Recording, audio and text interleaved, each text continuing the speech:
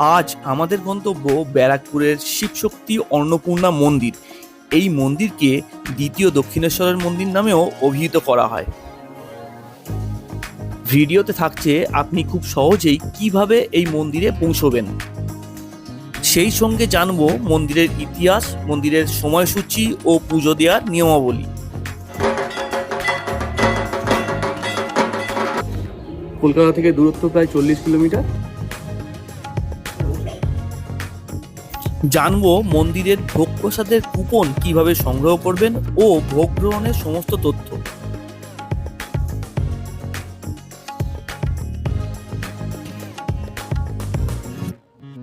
খুব কাছাকাছি স্টেশন হচ্ছে টিটাগড়। রানী রাসমণির নামে এই ঘাটের নামকরণ করা হয়েছে। এটা নর্থ 24 পরগনার মধ্যে পড়ে, ব্যারাকপুর টিটাগড়। তখন বেলা প্রায় 11টা। বাইকে চেপে আমাদের যাত্রা শুরু হয়েছিল ঠাকুরপুকুর থেকে। এই মুহূর্তে আছি স্প্ল্যানেডে। এখান থেকে আমরা যাব ব্যারাকপুরে। কলকাতা সিটি থেকে ব্যারাকপুরের ডিস্টেন্স 20-22 কিলোমিটারের মতো।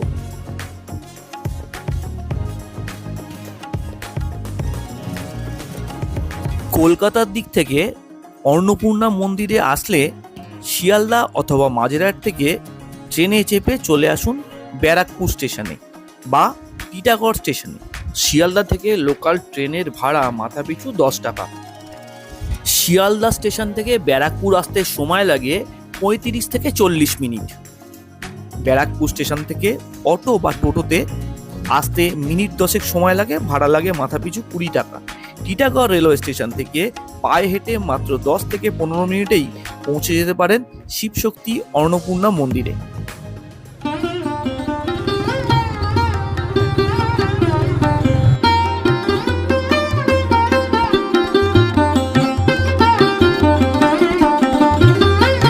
আমরা এসে পৌঁছে গেছি জগন্নাথ টেম্পলের সামনে। এটা ব্যারাকপুর স্টেশন আর টিটাগড় স্টেশনের মাঝামাঝি। এই রাস্তাটা দিয়েই যেতে হয় অন্নপূর্ণা মন্দিরে। তার আগে এই জগন্নাথ দেবের মন্দির।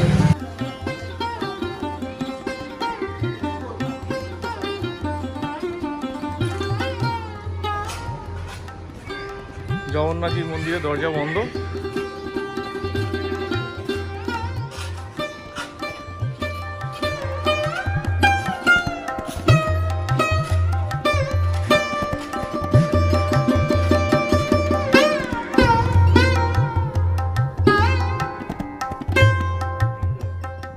সড়ক পথে কলকাতা থেকে বিটি রোড ধরে ব্যারাকপুরের দিকে যাওয়ার পথে তালপুকুর বাস স্টপেজে নেবে অন্নপূর্ণা মন্দিরটি হাঁটা পথেই অবস্থিত।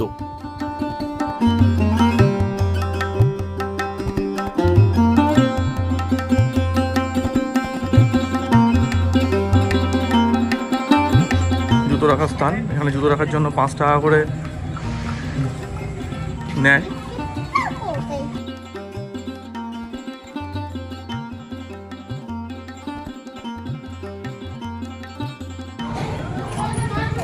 শিবশক্তি অন্নপূর্ণা মন্দিরে কল্পতরু উৎসবের আয়োজন করা হয়। ঢোকার মুখেই আছে সিংহদুয়ার। আমি এখন ভেতর দিকে আছি মন্দিরের। দুপাশেই এরকম অনেকগুলো করে রুম আছে।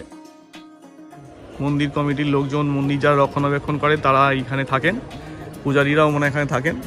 আর ওই দিকটা হচ্ছে মন্দিরের রান্নাঘর। কলকাতা থেকে বেশ কিছুটা দূরে আমরা চলে এসেছি ব্যারাকপুরে।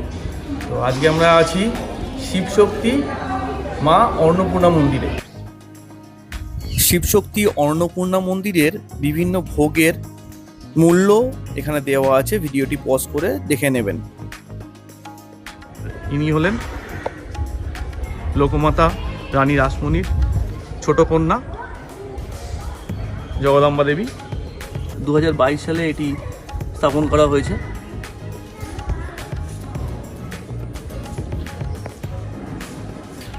অন্নপূর্ণা মন্দিরে ঢোকার মুখেই ডান দিকে আছে মন্দির কমিটির অফিস। এখান থেকে আপনি মন্দিরে পুজো দেওয়ার ডালা কিনতে পারবেন। এছাড়াও যদি ইচ্ছা হয় মায়ের ফটো এখান থেকেই আপনি সংগ্রহ করতে পারেন।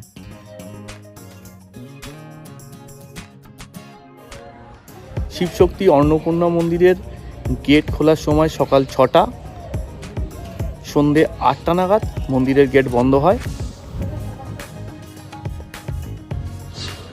নাট মন্দিরের সামনে অবস্থিত শিবশক্তি অন্নপূর্ণা মন্দির। রানী রাসমণির ছোট কন্যা জগদম্বা এই মন্দির প্রতিষ্ঠা করেছিলেন। দক্ষিণেশ্বরের মন্দিরের আদলে এই মন্দির প্রতিষ্ঠা হয়েছে। নবরত্ন শৈলীর মন্দির। মন্দিরের 9টা চূড়া আছে বলে নবরত্ন শৈলীর মন্দির বলে। শিব মন্দিরগুলি বাংলার 8চালা স্থাপত্যে তৈরি হয়েছে। এই টোটাল এখানে 3টে আর এই 3টে 6টা শিব মন্দির আছে।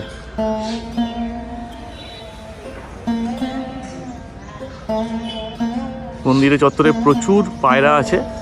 পায়রা উড়ে আছে, কি বিউটিফুল লাগছে। সিংহদুয়ার থেকে সোজা এগিয়ে এলে মন্দিরে একটি অফিস রুম আছে, সেখানে দেখলাম যে মায়ের ছবি এখানে পাওয়া যাচ্ছে। মন্দিরটি স্থানীয়ভাবে চানক অন্নপূর্ণা মন্দির নামেও পরিচিত। দুপুর মন্দিরের গর্ভগৃহের দরজা দুপুর 1টা থেকে বিকেল 4টে পর্যন্ত বন্ধ থাকে। জগদম্বা দেবী ও তার স্বামী মুথুর মোহন বিশ্বাসের উদ্যোগে মন্দির প্রতিষ্ঠিত হয়েছিল 12ই এপ্রিল 1875 সালে। মুথুর মোহন বিশ্বাস ইস্ট ইন্ডিয়া কোম্পানির তৎকালীন চিফ ইঞ্জিনিয়ার স্লেটওয়ার্থের থেকে বর্তমান মন্দিরের ভূখণ্ডটি তার 4 পুত্রের নামে ক্রয় করেন।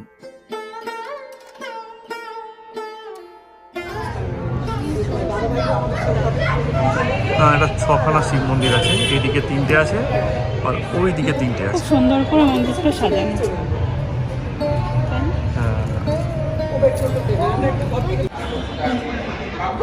এই 6টা শিব মন্দিরের ইন্ডিভিজুয়াল নাম আছে। আমরা যেখানে এসেছি সেটা হচ্ছে শ্রী শ্রী কপিলেশ্বর। 6টি 8চালা শিব মন্দিরগুলোতে প্রায় 3 ফুট উচ্চতা বিশিষ্ট কালো কোষ্ঠী পাথরের শিবলিঙ্গ প্রতিষ্ঠিত আছে।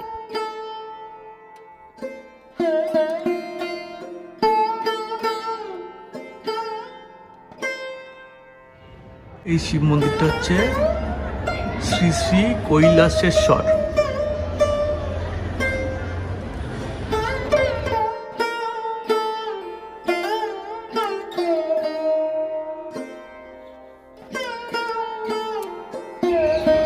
ইনি হলেন শ্রী শ্রী কেদারেশ্বর।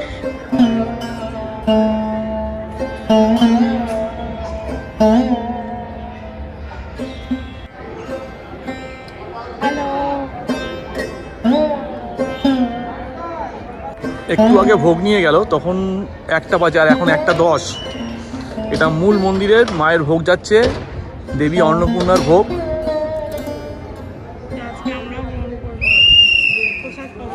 হ্যাঁ, এই ভোগ মাকে অর্পণ করার পর জনসাধারণের জন্য খাওয়ানোর ব্যবস্থা করা হয়। সেটা 1:30 থেকে শুরু হয়। এই 2 নম্বর গেটের সামনে সবাই লাইন দিচ্ছে। এখন 1টা 10, 1:30 নাগাদ ভোগ খাওয়ানো শুরু হয়। তো নর্মাল ভোগের দাম আমাদের কাছ থেকে নিল 120 টাকা করে। আমরা 2টো ভোগ নিয়েছি। এছাড়া একটা ভোগ বললো আছে 150 টাকা, আর একটা ভোগ আছে সেটা হচ্ছে পনির ভোগ, সেটা হচ্ছে 180 টাকা। শ্রী শ্রী রামকৃষ্ণ পরমহংসদেব নিজে এই মন্দিরটি উদ্বোধন ও প্রতিষ্ঠা করেছিলেন। এই ভোগ দেওয়ার পরে মাকে এখন দর্শন করা যায় না। এই 1টা থেকে দুপুর 4টে পর্যন্ত মন্দির বন্ধ থাকে। মন্দিরটি দক্ষিণমুখী মন্দির। মন্দিরের গর্ভগৃহে মা অন্নপূর্ণা ও শিবজি প্রতিষ্ঠিত। এইদিকে হচ্ছে এই খাওয়ানোর ব্যবস্থাগুলো আছে। গেট নাম্বার 1 এটা, গেট নাম্বার 2 এটা, গেট নাম্বার 3, আর এই 3 নম্বর গেটের সামনেই হচ্ছে অফিস। ওইখান থেকে আমরা কুপন সংগ্রহ করেছিলাম। গেট নাম্বার 2,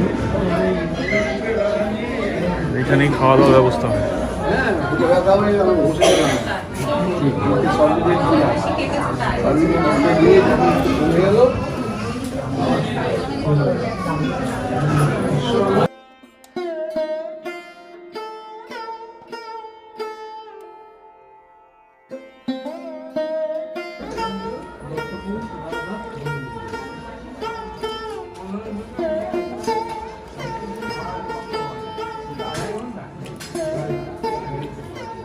অন্নপূর্ণা মন্দিরে আমি কোনোদিনও আসিনি, এই প্রথম অন্নপূর্ণা মন্দিরে এলাম এবং খুব ভালো লাগলো। মন্দিরের ভোগ গ্রহণ করলাম আমরা, দুপুর 1টা থেকে ঠিক ভোগ শুরু হলো দেওয়া, তো আধ ঘন্টার মতো আমরা ভোগ খেলাম। ভোগের মধ্যে ছিল, প্রথমে ছিল হচ্ছে পোলাও, তারপরে ভাত, ডাল, আলু ভাজা ছিল, বাঁধাকপির তরকারি দিয়েছিল, এছাড়াও একটি তরকারি ছিল, এছাড়া ছিল হচ্ছে চাটনি, পাঁপড় আর পায়েস ছিল।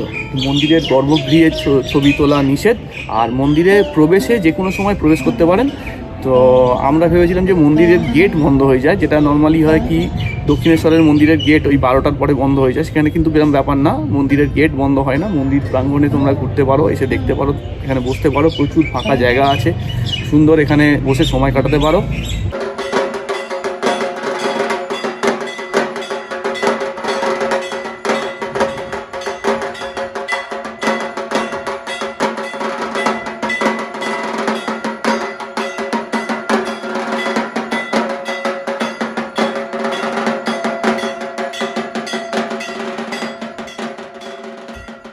মাকে ভোগ নিবেদনের সময় ঢাক, ঢোল ও কাসর বাজানোর রীতি আছে মন্দিরে। মূল গর্ভগৃহে শ্বেতপাথরের বেদির ওপর রূপোর তৈরি সিংহাসন রয়েছে। এখানে মা অন্নপূর্ণার বিগ্রহটি অষ্টধাতু দিয়ে তৈরি। দেবীর ডান পাশে শিবজি বিরাজমান। বাইক নিয়ে বেরিয়েছিলাম, সকাল সকাল বেরিয়েছিলাম, দুপুর 12:30 নাগাদ এই মন্দিরে পৌঁছেছি। আর তারপর থেকে প্রায় এখন 3টে বাজে, তো এই মন্দিরেই সময় কাটাচ্ছি। ব্যারাকপুরে বেড়াতে এলে এই মন্দিরে অবশ্যই কিন্তু বেড়াতে আসবেন। মথুরবাবুর মৃত্যুর পর জগদম্বা দেবী পুত্রদের কাছ থেকে দানপত্রের মাধ্যমে সেবায়ত রূপে এই জমির উত্তরাধিকারী হন। তারপর তিনি মন্দির প্রতিষ্ঠার কাজ শুরু করেন। 1875 সালে মন্দির প্রতিষ্ঠা হয়েছিল এবং জগদম্বা দেবী 1880 সালে 31শে ডিসেম্বর পরলোক গমন করেন। নরনারায়ণ সেবার এখানে একটা ব্যবস্থা আছে, দেখলাম যে মন্দিরের গেটের বাইরেই ঠিক এটা প্যান্ডেল করে সুন্দর গরিব মানুষকে ভোগের ব্যবস্থা করে রেখেছেন। শিব শক্তি অন্নপূর্ণা মন্দির, তো আমরা ভেতরে ভোগ খেলাম, আর বাইরেও একটা ভোগ খাওয়ানোর ব্যবস্থা আছে। এইটা হচ্ছে ফ্রি ভোগ, এটা এখানকার গরিব মানুষদের জন্য ভোগের আয়োজন করে মন্দির কমিটি। ভোগ খাওয়ানো হচ্ছে, ওই একই সময় ভোগ খাওয়ানো হয়। তোমাদের ভিডিওটা কেমন লাগলো কমেন্ট করে অবশ্যই জানাবে। ভালো লাগলে আমাদের মোহর ক্রিয়েশন চ্যানেলকে সাবস্ক্রাইব করে পাশে থাকা বেল বাটনটি অবশ্যই অন রাখবে। আর আমার সঙ্গে দেখতে থাকো রানী রাসমণির ছোট কন্যা জগদম্বার তৈরি এই সুন্দর শিবশক্তি অন্নপূর্ণা মন্দির।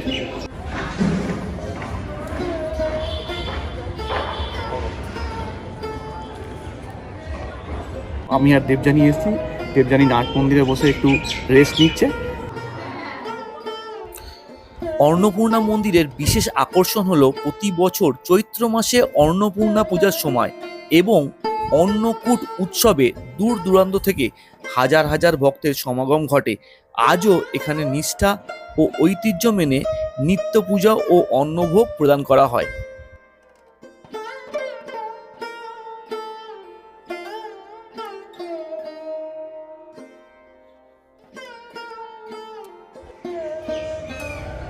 এটা একটি বেল গাছ, শ্রীরামকৃষ্ণদেব বসে এই বেল গাছের নিচে ধ্যানমগ্ন হতেন।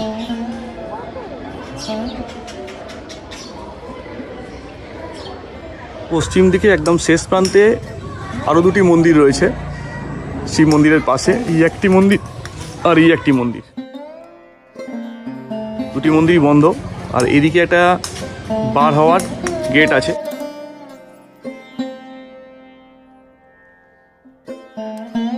আবির চট্টোপাধ্যায়ের মুভি বহুরূপী শুটিং, যেটা লাস্ট কানে শুটিংসটা হয়েছে, যেটা হচ্ছে কি তুই ক্যানে এলি সরোবরে বেহুলা সুন্দরী, এই গানের শুটিংটা এই মন্দির চত্বরেই পুরো হয়েছে।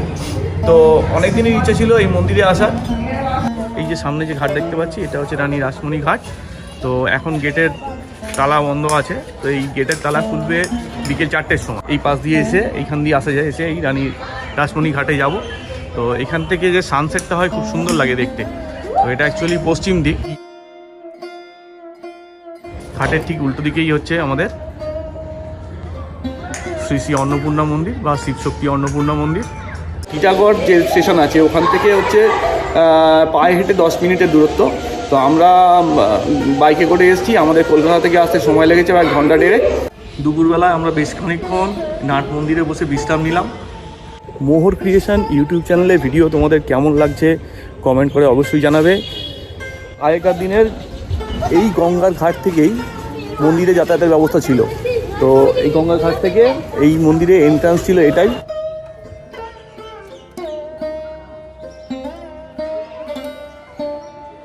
দুপুর 3টে আমরা যাচ্ছি রানী রাসমণি ঘাটের।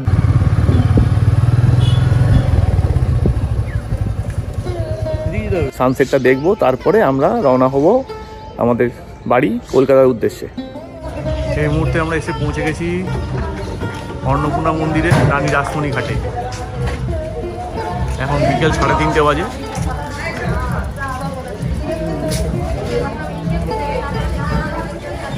লোকমাতা রানী রাসমণির নামে এই ঘাটের নামকরণ করা হয়েছে।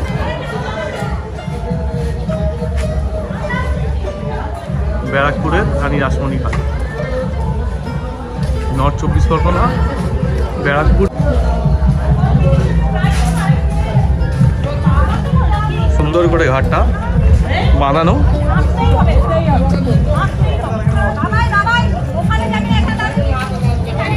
আগে এই ঘাটটি মন্দিরে আসার প্রচলন ছিল।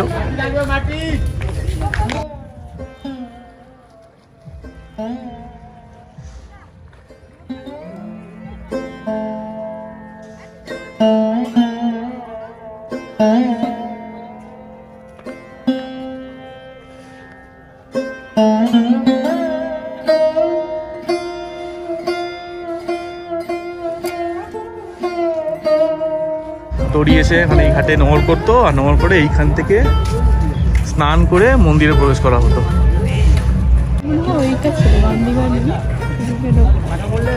এটা নর্থ 24 পরগনার মধ্যে পড়ে।